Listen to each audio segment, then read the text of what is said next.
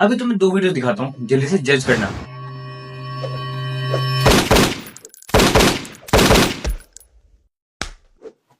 और अब इसको भी देख ही लो।